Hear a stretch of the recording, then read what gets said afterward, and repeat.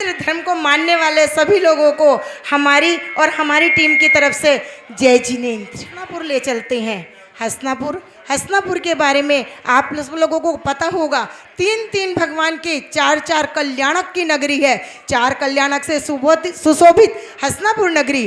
और आपको बताएं, हसनापुर के अंदर ही विष्णु कुमार मुनि ने 700 मुनियों का उपसर्ग दूर किया। अगर हसनापुर की महिमा हम गाते रहे तो नाटक कब दिखाएंगे? हसनापुर की महिमा बताते बताते तो रात से सुबह हो जाएगी, नाटक का मंचन नहीं हो पाएगा। लेकिन फिर भी हम एक और बताते हैं, हसनापुर के सेठ महारथ की एक सुंदर सुशील गुणवान कन्या मनोवती, उसी का दृश्य आपके सामने। भगवान, कहाँ हो तुम? कहाँ? तुम्हें देखने के लिए आंखें तरस गई हैं। हेलो, ये लो आ गई। तुम देख लो जी भर के, मैं जरा भी इधर उधर होती हूँ तुम बेचैन हो जाते हो, बेचैन। क्यों ना हो, तुम्हें देखने के लिए मेरी आंखें तरस गई थी। अच्छा देख लो जी भर के, अब हमें ऐसी बातें नहीं करनी चाहिए। हमारी पुत्री मनोवती विवाह योग्य हो गई है, हमें उसकी शादी की चिंता करनी चाहिए।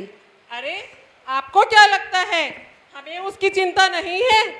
अगर आप माता हैं तो हम भी उसके पिता हैं, हमें भी उसकी चिंता है। और पुरोहित जी से कहकर हमने मनोवती के लिए सुयोग्य वर ढूंढने के लिए भी बोल दिया है। सच? आपने तो मेरे दिल की बात जान ली। क्या मैं अंदर आ सकता हूँ सेठ जी?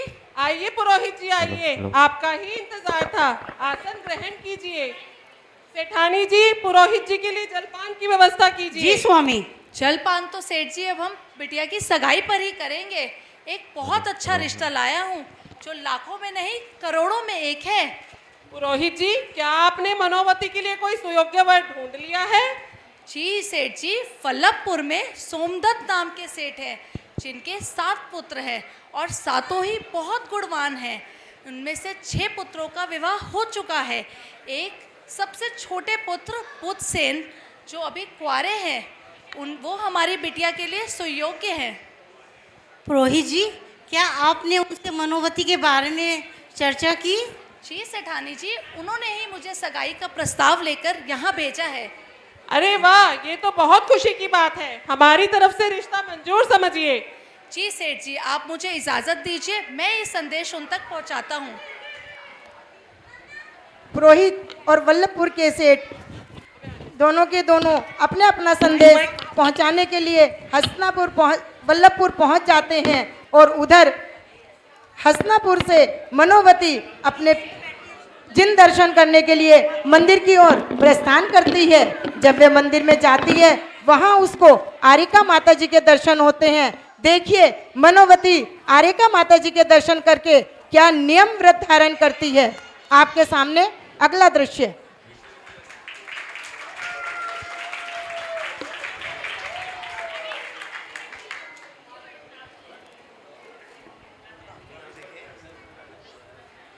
वंदामी माता जी।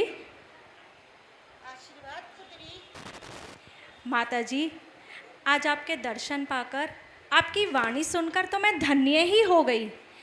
आपके प्रवचन सुनकर मेरे मन में कुछ भाव उत्पन्न हुए हैं। मैं चाहती हूँ आप मुझे कुछ व्रत दिलवा दीजिए। पुत्री, अगर मेरे प्रवचन से तुम्हारे मन में कुछ भाव उत्पन्न हुए हैं तो मैं नियम तुम्हें अवश्य दूंगी। यह नियम मैं तुम्हें दूंगी देव दर्शन का नियम। जो नियम का पालन करता है वो अच्छी गति को जाता है, जो देव दर्शन नहीं करते वो मनुष्य गति को जाते हैं। इसलिए मैं तुम्हें देव दर्शन का नियम देती हूँ पुत्री। माता जी, मुझे यह नियम स्वीकार है, लेकिन मैं चाहती हूँ कि मैं इसके साथ एक नियम और लूँ। माता जी, वो क्या? मैं चाहती हूँ कि मैं देव दर्शन तो करूँ, पर साथ ही गजमोती चढ़ाकर देव दर्शन कर कर ही अंजल ग्रहण करूँ। आप आशीर्वाद दीजिए माता जी। पुत्री, मैं आशीर्वाद तो दे दूंगी, लेकिन गजमोती मिलना बहुत कठिन है। गजमोती हर जगह नहीं मिलता। तुम्हारे को इस नियम से बहुत कठिनाई का सामना करना पड़ेगा। सोच लो, अच्छी तरह विचार कर लो, फिर नियम को लेना। जब नियम ले ही लिया तो विचार कैसा माता जी? और उस नियम को लेना तो क्या लिया जिसमें कोई कठिनाई का सामना ही ना करना पड़े। नियम तो वही है ना जिसमें कुछ कठिनाइयों का सामना करना पड़े। आप आशीर्वाद दीजिए बस माता जी। अगर तुम्हारी इच्छा है तो मैं तुम्हें आशीर्वाद देती हूँ कि तुम नियम से मंदिर जाओ और गजमोती चढ़ाकर ही अन्न जल ग्रहण करो। आशीर्वाद है तुम्हें। वंदामी मैं माता आप जी। लोगों बोले को महावीर भगवान की जय। जो बोले सो अभय, जैन धर्म की जय हो। मैं आप लोगों से भी कहती हूँ, जो लोग जिनदेव के दर्शन करने नहीं आते वो भी रोज आया करें। इस पुत्री की तरह आप सब लोग भी नियम लें कि हम देव दर्शन करने आया करें। जय जिनी।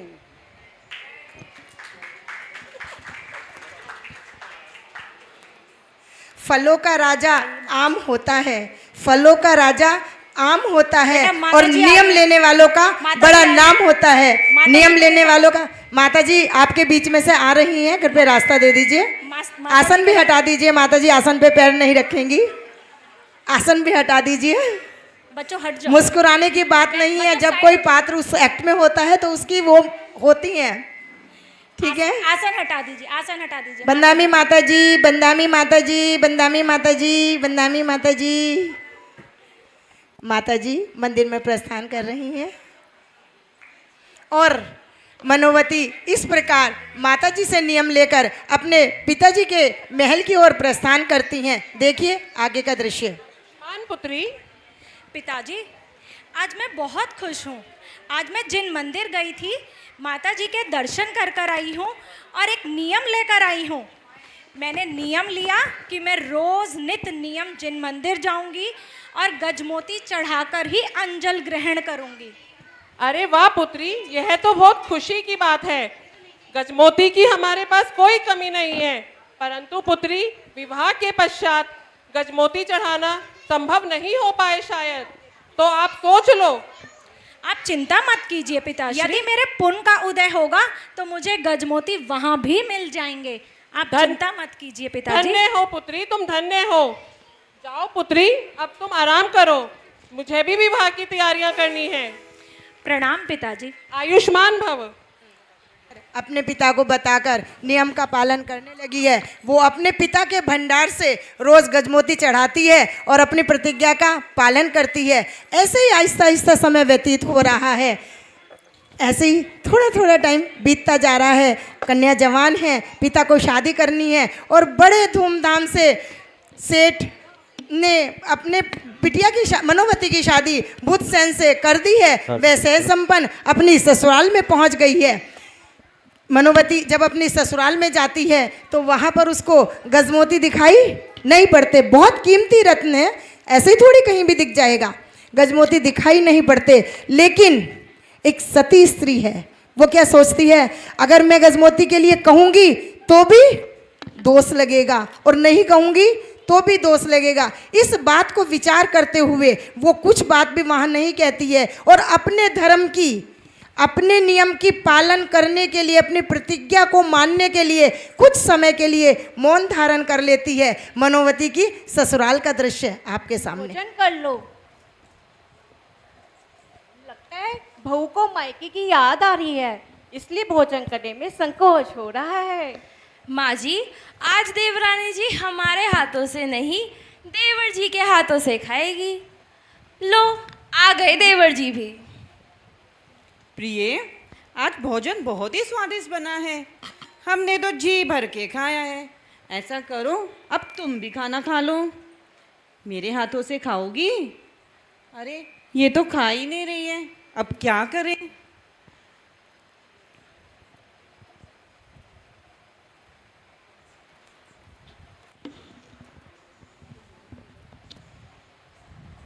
क्या हुआ पुत्र बुधसेन? तुम्हारी माता ने बताया बहू भोजन नहीं कर रही। बेटी मनोवती, कोई कष्ट है तो हमें बताओ, हम उसका निवारण करेंगे। कुछ तो बोलो बेटा। पिताश्री, लगता है ये अपने मन की बात कहने में संकोच कर रही है। आप इसके मायके संदेशा भेज के किसी को बुलवा लीजिए, शायद उन्हीं को अपनी मन की बात कह दें। हाँ, मैं कुछ करता हूँ। और ठीक इस है, प्रकार पिताजी। सेठ सोमदत्त अपने अनुचर को हसनापुर की तरफ प्रस्थान करा देते हैं। जैसे ही हसनापुर में दूत पहुंचता है, हसनापुर के अंदर जैसे ही दूत प्रवेश करता है, वहीं से फौरन मनोवती का भाई मनोवती से मिलने के लिए आतुर है, वो मनोवती के पास आता है। उसका दृश्य आपके सामने। जय जनेन बहन। बहन, ये मैं क्या सुन रहा हूँ? तुमने मौन ले लिया है और भोजन भी ग्रहण नहीं किया।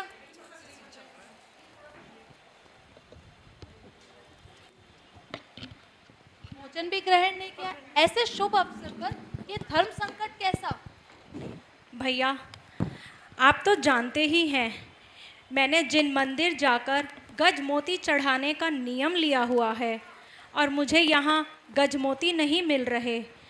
आप मुझे अपने साथ पीहर ले चलिए ताकि मैं अपने नियम का पालन कर सकूं। ठीक है बहन, मैं सेठ जी से तुम्हें अपने साथ ले जाने की बात करता हूँ। ठीक है भैया।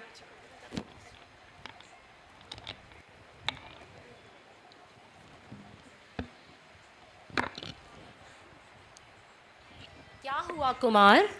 बहुरानी से बात हुई? कुछ बताया उसने? हम बहुत चिंतित हैं। हाँ सेठ जी, चिंता की कोई बात नहीं है। दरअसल वो बताने में संकोच कर रही है, परंतु कुछ दिन में सब ठीक हो जाएगा। नहीं कुमार, हम तुम्हें ऐसे जाने नहीं देंगे बिना कारण बताए। सेठ जी, मनोवती ने व्रत किया है, जब वो मंदिर जी में गजमोती चढ़ाकर ही अपना अन्न जल ग्रहण करेगी। बस यही कहने में संकोच कर रही है। इतनी बड़ी बात, इतनी बड़ी प्रतिज्ञा, यह तो बहुत खुशी की बात है। हमारे भंडार तो गजमोतियों से भरे हुए हैं। हम मनोवती की प्रतिज्ञा पूरी करवाएंगे। अन्न जल ग्रहण करवाकर सम्मान के साथ उसे विदा करेंगे। चलो। जी सेठ जी। सोमदत्त सेठ को पता चलता है कि उनकी पुत्रवधू मंदिर में गजमोती चढ़ाती है और उसकी प्रतिज्ञा है, तो सोमदत्त सेठ बहुत खुश होते हैं, क्योंकि उनके पास भी तो गजमोतियों के अपार भंडार भरे हुए हैं। कहते नहीं, राजा की कन्या राजा के घर ही ब्याही जाती है। सेठ की कन्या राजा के घर ही ब्याही गई है। उन्होंने अपनी पुत्र वधू को बहुत सारे गजमोती मंदिर में चढ़ाए हैं और सम्मान के साथ हसनापुर उसके भाई के साथ विदा कर दिया है। मनोवती अपने पीहर चली गई है, लेकिन जो गजमोती मंदिर में चढ़े हैं, पहली बार चढ़े हैं। अब कोई नई चीज़ मंदिर में चढ़ेगी तो उत्साह तो होता है, उत्सुकता होती है कि नहीं होती? होती है ना? हाँ, वही उत्सुकता मालन के मन में है कि ये किसने चढ़ाया, क्या चढ़ाया, कैसे चढ़ा। उसको देखते ही मालन बोरा जाती है। उसका दृश्य आपके सामने। कीमती गजमोती मंदिर में घर ले गई तो चोरी का इंतजाम आ जाएगा। एक काम करती हूँ, इन रत्नों का हार बनाकर रानी को दे दूंगी, जिससे वो खुश होकर मुझे इनाम देंगी। हाँ, यही ठीक रहेगा।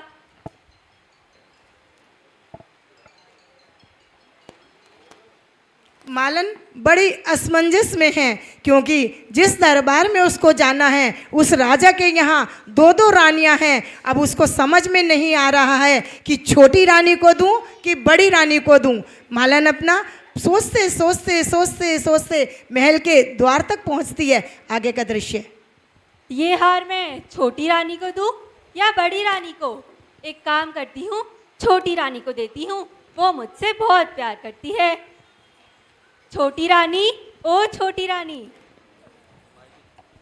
प्रणाम छोटी रानी। अरे चंदा, इस वक्त मुझे कैसे याद किया? ये देखिए मैं आपके लिए क्या लाई हूँ। अरे इतने कीमती गजमोती, पर ये बता, तू इतना कीमती मोती लाई कहाँ से? मैं नहीं बताऊंगी। बता ना चंदा, बता दे। ठीक है, बताती हूँ। कोई मंदिर जी में गजमोती चढ़ा कर गया है, घर कैसे ले जाती, इसलिए आपके लिए ले आई। ये तो तूने बहुत अच्छा किया। अब मैं चली। अरे ऐसे कैसे चली? रुक, तुझे इनाम देती हूँ।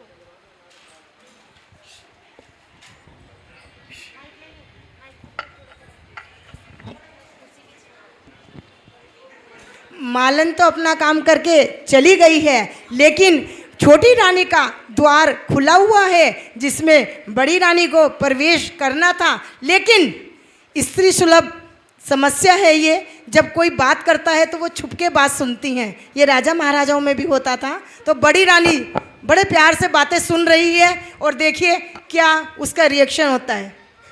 देखिए सर। अच्छा, ये हार छोटी रानी के लिए, मेरे लिए नहीं। ये तो मेरा बहुत बड़ा अपमान हुआ है। बड़ी हूँ बड़ी, इस हार में खाली मेरा ही हक है। आने दो राजा को।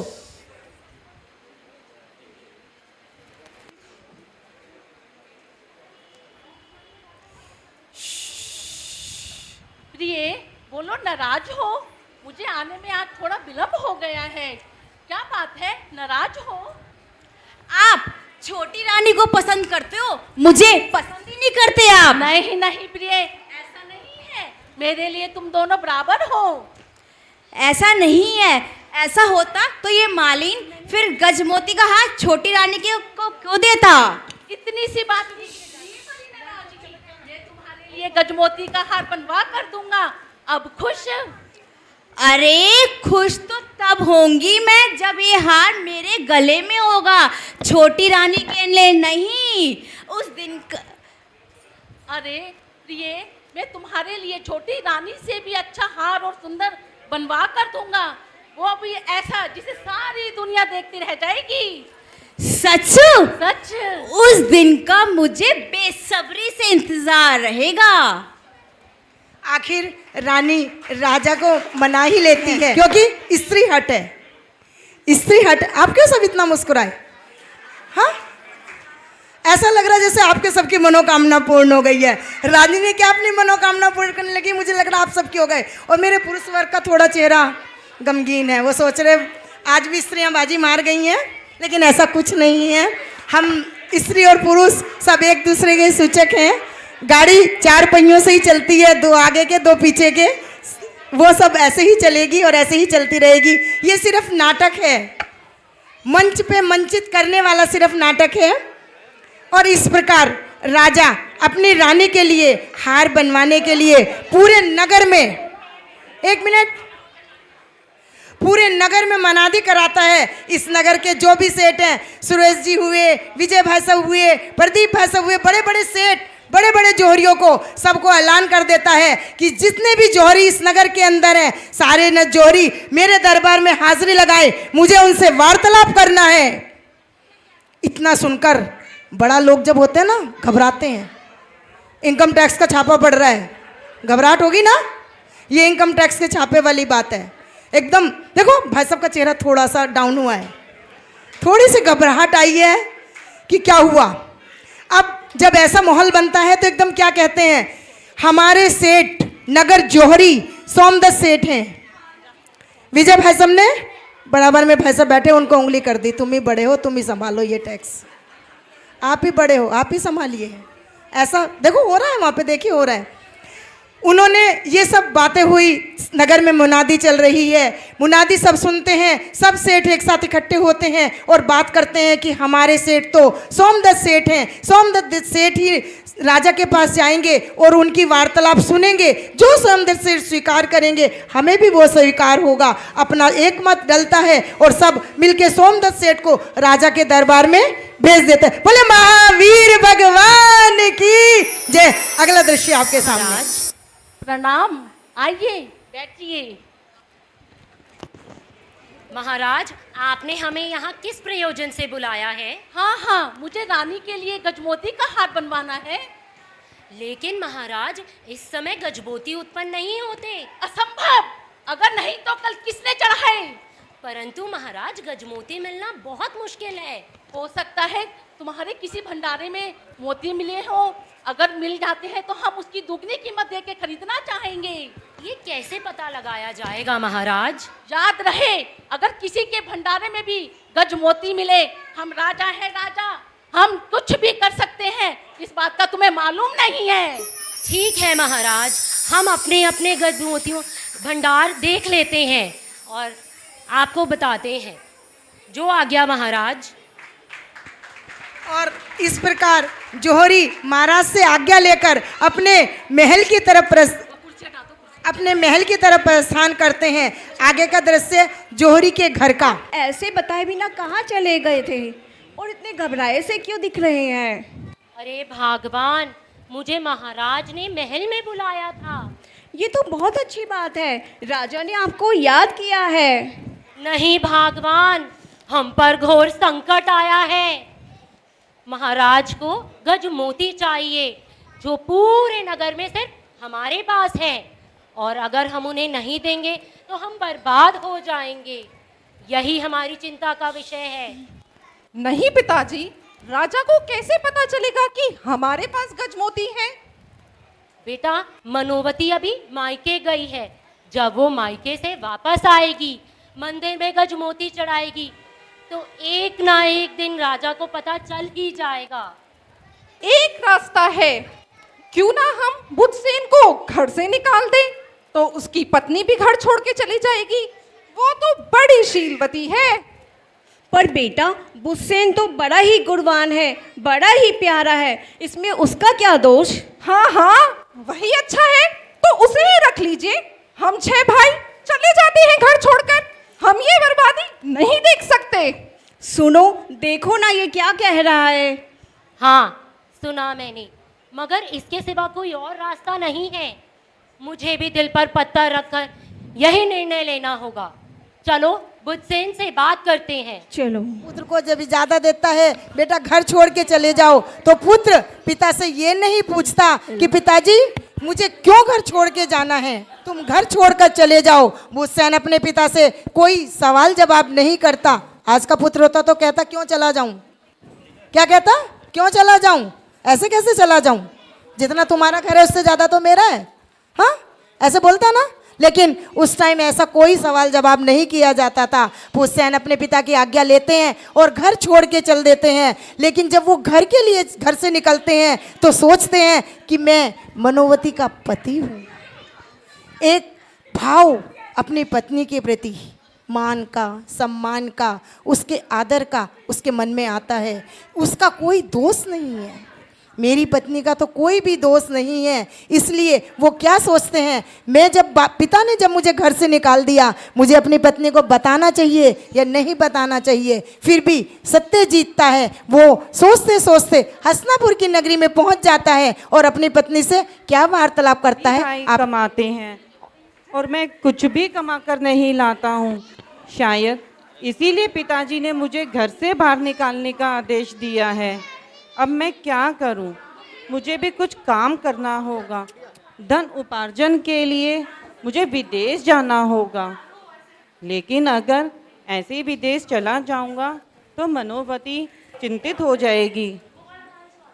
एक काम करता हूँ, हसनापुर जाकर पहले मनोवती को बता देता हूँ, फिर काम के लिए जाऊंगा।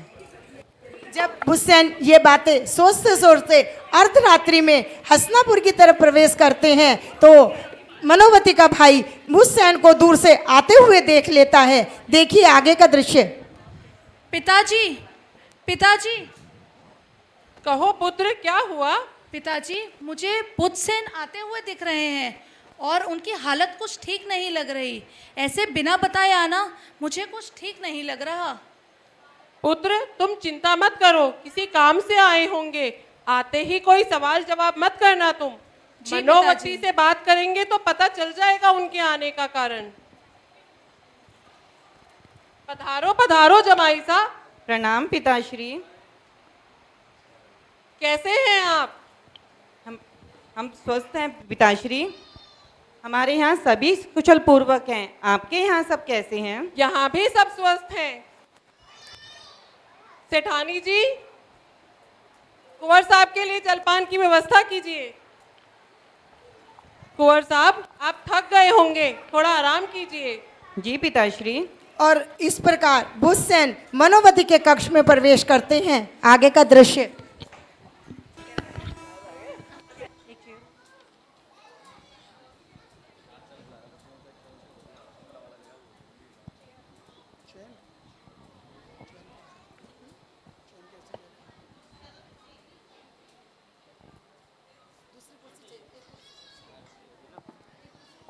प्रणाम स्वामी। हाँ प्रिय, हम आप ही से मिलने आए थे। वो तो हम आपको देखते ही समझ गए थे स्वामी। आप हमारे बिना कुछ दिन भी नहीं रह सके, ऐसी क्या बात हो गई स्वामी? आओ प्रिय, बैठो और मेरी बात ध्यान से सुनो। मैं धन उपार्जन के लिए विदेश जा रहा हूँ। तुम चिंतित ना हो, इसलिए बताने आया था। विदेश? लेकिन विदेश जाना क्यों है? हमारे पास धन की कोई कमी नहीं है, आप बाद में चले जाइएगा। नहीं देवी, मुझे अभी ही जाना होगा। स्वामी, आप कुछ चिंतित लग रहे हैं। मुझे ऐसा लग रहा है कि आप कोई बात छिपा रहे हैं। बताइए स्वामी, क्या बात हो गई? बात ये है देवी, मेरे सभी भाई कमाते हैं और मैं कुछ भी कमा कर नहीं लाता हूँ। शायद इसीलिए पिताजी ने मुझे घर से जाने के लिए कह दिया है। मुझे अब विदेश जाना होगा धन उपार्जन के लिए। तुम चिंता ना करो, मैं जल्द वापस आ जाऊंगा। तो स्वामी, आप कहना चाहते हैं कि थोड़े दिन मैं पीहर में ही रुकूं? हाँ देवी, मैं जल्द वापस आकर तुम्हें ले जाऊंगा। नहीं स्वामी, मैं आपके बिना 2 दिन भी नहीं रह सकती हूँ। मुझे अपने साथ ही ले चलिए। मैं नहीं आपके देवी, साथ ही चलूंगी। नहीं देवी, तुम्हारी कोमल काया इतने कष्ट नहीं सहन कर पाएगी। तुम मेरे साथ नहीं चल सकती हो। नहीं स्वामी नहीं, आप इस बात की चिंता ना करें। सीता जी भी तो राम जी के साथ वनवास गई थी, उनकी सुख दुख की साथी बनी थी। मैं भी आपकी सुख दुख की साथी बनना चाहती हूँ। मुझे अपने साथ ले चलिए स्वामी। ठीक है देवी, यदि तुम यही चाहती हो तो चलो, लेकिन तुम्हें मेरी एक बात माननी पड़ेगी। कहिए स्वामी। तुमने जितने भी आभूषण पहने हैं उन्हें यहीं उतार के रखने होंगे, ताकि किसी को ये ना लगे हम यहाँ कुछ लेने आए थे। ठीक है स्वामी, जैसा आप चाहें। और एक बात प्रिय, हमें आज रात्रि को यहीं से निकलना होगा, वरना तुम्हारे पिताजी हमें ऐसी अवस्था में जाने नहीं देंगे। जो आज्ञा स्वामी, चलिए। और इस प्रकार मनोवती व बुधसेन अर्धरात्रि में ही घर छोड़कर चल देते हैं और चलते चलते लगता है रत्नपुरी नगरी में पहुंच जाते हैं। देखिए आगे का दृश्य। अब और नहीं चला जाता, मैं बहुत थक गई हूँ स्वामी। थोड़ा संयम रखो प्रिय, हम बस पहुंचने ही वाले हैं। ये देखो, लगता है रतनपुर आ गया है। रात के अंधेरे में तो रास्ते का पता ही नहीं चला। तुम अभी यहाँ विश्राम करो, मैं स्नान करके आता हूँ और फिर काम की तलाश के लिए निकलूंगा।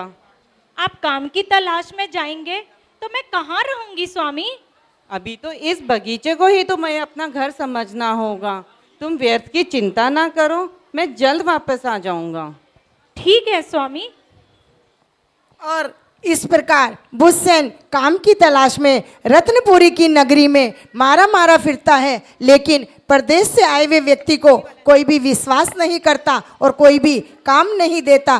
थक हार कर बुधसेन फिर रात्रि के टाइम मनोवती के बागीचे में पहुंच जाते हैं। आगे का दृश्य आपके सामने। स्वामी,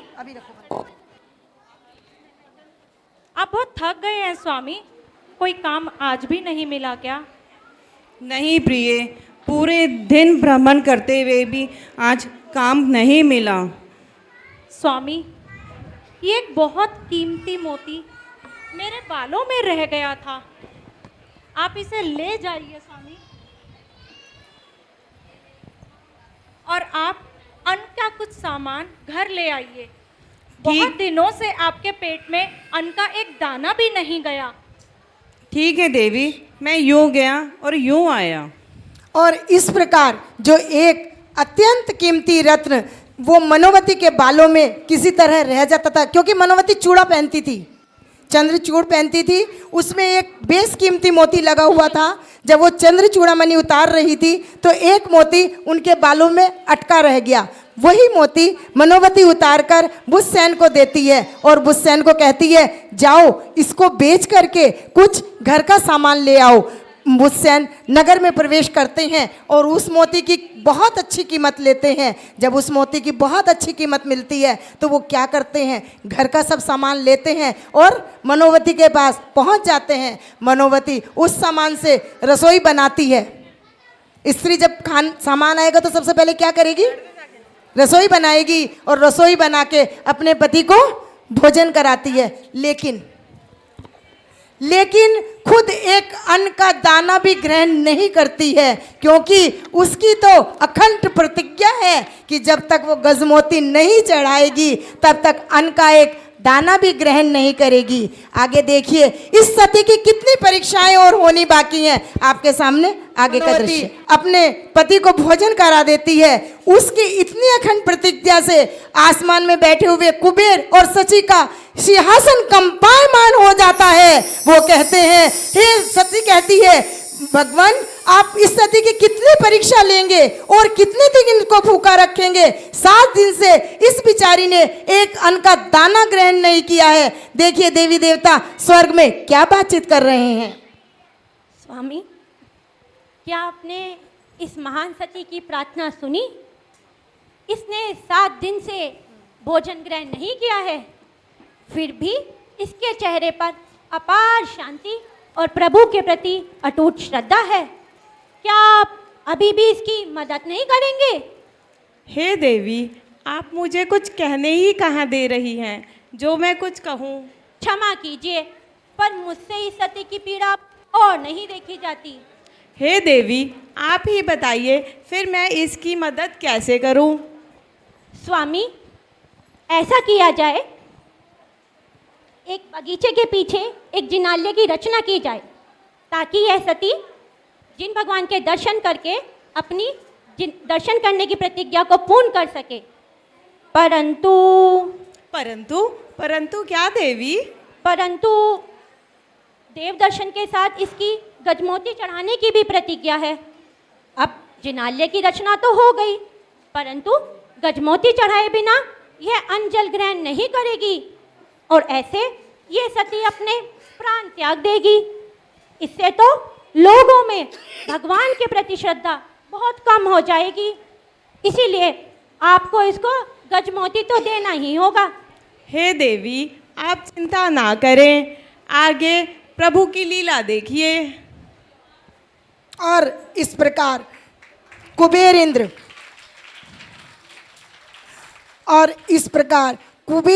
कुछ ही क्षणों में एक सुंदर भव्य जिनालय उस वाटिका के पीछे बना देता है। मंदिर में जिनालय बन गया है, जिनालय तैयार है। उसको स्वप्न आया है इस चीज का, ऐसे ही नहीं पता चला। कुबेर ने कहा है कि आगे भगवान की लीला देखिए, तो भगवान की लीला तो कुछ ना कुछ दिखानी है ना। सती तो इतने दिन से रह रही है बगीचे में, तो रात को उसको स्वप्न आता है और स्वप्न में वो मंदिर दिखाई देता है। जिनालय में भगवान जिन प्रतिमा नजर आती है, लेकिन गजमोती तो कहीं भी नजर नहीं आते हैं। प्रतिमा नजर आ गई है, मंदिर नजर आ गया है, लेकिन अभी भी उसकी तपस्या में कुछ कमी है। उस तपस्या में कहीं कुछ ना कुछ और थोड़ा भगवान चाहते हैं कि तप के इसको कुंदन बनाना है, तभी तो उन सतियों में इसका नाम आना है। तप के उसको कुंदन बनाना है, तभी तो उन 16 सतियों में मनोवती सती का नाम आना है। बोले महावीर भगवान की। आगे का दृश्य आपके सामने। मनोवती,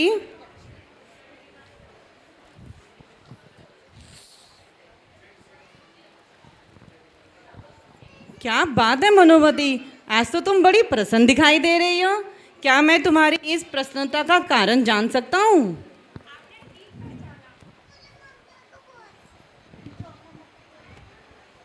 आपने ठीक पहचाना स्वामी, आज मैं बहुत खुश हूँ। मैंने रात्रि में एक स्वप्न देखा और मेरा मन कह रहा है कि वो सपना सच हो। मैंने देखा इस बगीचे के पीछे एक बहुत ही सुंदर और भव्य जिनालय है। चलिए स्वामी, हम जिन मंदिर चलते हैं, प्रभु की भक्ति करते हैं। हाँ मनोदेवी, चलो जिन मंदिर चलते हैं। चलिए स्वामी। और भुजसेन और मनोवती दोनों के दोनों मंदिर की तरफ प्रस्थान करते हैं, लेकिन मनोवती अभी भी संशय में है कि जन मंदिर के दर्शन तो होंगे, लेकिन मेरी प्रतिज्ञा पूर्ण नहीं हुई है। यहाँ पर देखिए, सौधर्मिंद्र, कुबेर सब मिलकर क्या रचना रचते हैं। आगे का दृश्य। अरे संभाल कर देवी, क्या हुआ? कहीं लगी तो नहीं? जरा दिखाओ तो सही। स्वामी, स्वामी देखिए स्वामी, इतने चमकते मोती, ये तो गजमोती है स्वामी। स्वामी लगता है प्रभु ने मेरी सुन ली, प्रभु ने मेरी सुन ली। बोले महावीर भगवान की जय, सती मनोवती की जय। स्वामी चलिए, ये गजमोती चढ़ाकर मंदिर चलकर प्रभु की पूजा करते हैं। हाँ देवी, चलो जिन मंदिर चलते हैं।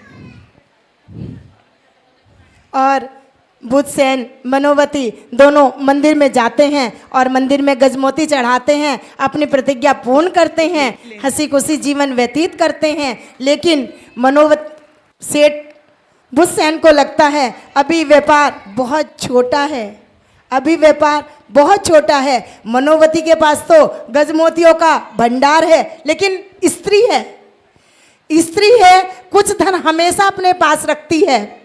लेकिन मनोवती के पास तो बहुत सारा धन है, लेकिन बुधसेन उसको मांग नहीं रहे हैं।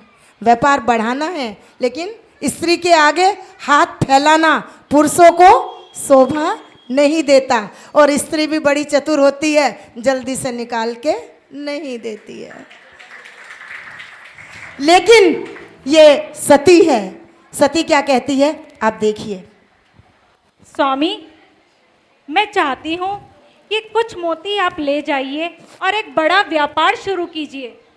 हाँ मनोवती, मैं भी अभी यही सोच रहा था। एक बात बताना भूल गई स्वामी, जब आप जाएं तो जाते समय ओम नमः सिद्धेभ्य अवश्य बोलना। इस मंत्र का जाप करने से सभी कार्य सिद्ध हो जाते हैं। ठीक है देवी, मैं आपकी इस बात का स्मरण करूंगा और निरंतर ओम नमः सिद्धेभ्य का जाप करता रहूंगा। ओम नमः सिद्धेभ्य।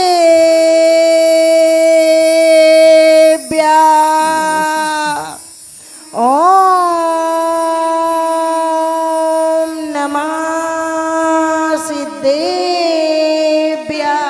इस प्रकार बुधसेन अब गजमोती को बेचकर बहुत बड़ा व्यापार कर लेते हैं, बहुत बड़े सेठ हो जाते हैं, अपने ससुर से, अपने पिता से भी बड़े सेठ कहलाने लगते हैं। जब वो बहुत बड़ा व्यापार करते हैं, जब पुरुष बहुत ज़्यादा कमाता है तो सबसे पहले स्त्रियों के जेवर बनवाता है।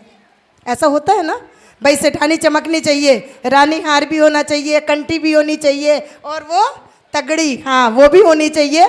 तो ये इतना तो मनोवती के पास कुदरत ने ही दे दिया, क्योंकि गजमोती है तो आभूषणों की उसको आवश्यकता नहीं है, सबसे श्रेष्ठ आभूषण उसके पास है। तो इसमें क्या सोचते हैं बुधसेन, वो अपनी रानी के लिए एक बहुत सुंदर महल बनवाते हैं। आगे का दृश्य। देवी मनोवती, कहाँ हो तुम? क्या हुआ स्वामी? आज मैं बहुत खुश हूँ, आज मैं तुम्हें कुछ दिखाना चाहता हूँ। ऐसा क्या दिखाना चाहते हैं स्वामी? अरे तुम चलो तो सही। ये देखो स्वामी, इतना सुंदर महल। स्वामी ये तो बहुत सुंदर महल है। ये तो ऐसा लग रहा है जैसे किसी राजा ने अपनी रानी के लिए बड़े ही प्यार से बनवाया है। स्वामी मेरी तो आंखें ही नहीं हट रही हैं। तुम्हें पसंद आया मनोवती? हाँ स्वामी, ये तो सचमुच बहुत सुंदर है। ये महल हमने अपनी रानी मनोवती के लिए ही बनवाया है। ये महल हमारा है स्वामी? हाँ देवी। स्वामी ये तो बहुत सुंदर है, लेकिन स्वामी एक बात बोलूं, यदि आप इस महल की जगह अगर कोई जिनालय बनवाते तो मुझे इससे ज़्यादा दुगनी खुशी मिलती। क्या एक जिनालय? यदि तुम ऐसा चाहती हो तो ठीक है, हम आज से ही जिन मंदिर का निर्माण कार्य शुरू करवा देते हैं। सच स्वामी? हाँ देवी, और आज से ही ये हमारे लिए सबसे महत्वपूर्ण है, जिसे हम बहुत जल्द पूर्ण करेंगे। आप तो जानते ही हैं स्वामी, ये सब सुख संपत्ति हमें देव शास्त्र गुरु की कृपा से ही मिलते हैं। चलिए, जिनेंद्र भगवान की कृपा से हम मोक्ष रूपी लक्ष्मी प्राप्त करेंगे। स्वामी, पहले लेकिन किसी भी कार्य को करने के लिए भोजन की आवश्यकता पड़ती है। पहले पेट पूजा, फिर काम दूजा। ठीक है, ठीक चलिए, है, चलो। भोजन का समय हो गया है स्वामी। ठीक है, लेकिन कुछ नहीं स्वामी, मैं कुछ नहीं सुनूंगी, आप बस चलिए। ठीक है देवी, चलो।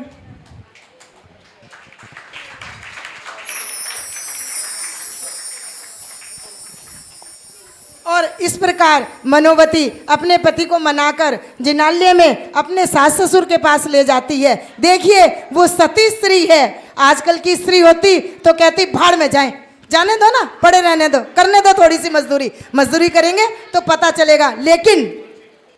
लेकिन ये सतीत्व की पहचान है। वो सती स्त्री है, वो कैसा व्यवहार करती है, हमें यही देखना है। ठीक है, हम तो नॉर्मल नारी बन जाएं तो ही बहुत बड़ी बात है। वो तो सती है। आराम से आदर से बोले, नहीं पापा जी को बुला लो ना, ऐसे बोल के काम चला सकते हैं हम लोग। प्रणाम पिताश्री। कौन? बेटा बुद्धसेन। और ये कौन है? बहू रानी। जी पिताजी। प्रणाम पिताजी। जीती रहो।